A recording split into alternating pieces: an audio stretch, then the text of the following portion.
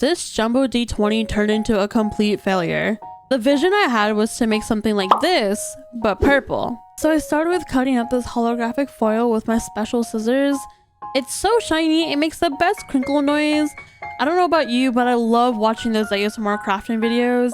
I want to try doing that, but I feel like my work area isn't that pretty, nor do I want to get my nails done because how do people even work with claws?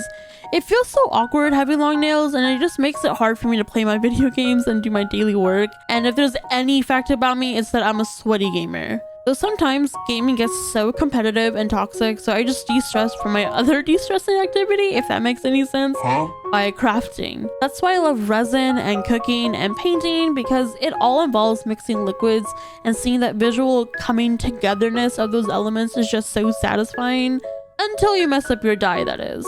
It came out a bit too dark because trying to get the right color is a lot like adding salt to food. You know that thing where you're supposed to add just a little bit of salt over time and keep building the flavor till you like it? Well, I basically dumped half the jar's worth of salt on accident, but I have this thing called delusion. So I still went with it, hoping for the best by popping that little guy into the pressure tank and letting it cook.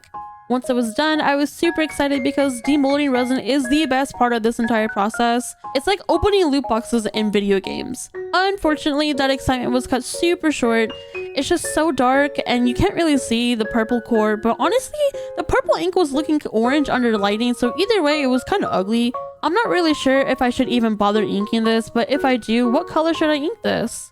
Overall, there was a lot to learn and I'm having a lot of fun with this. Thank you so much for watching. If you enjoyed the video, please consider dropping a like and subscribing for more.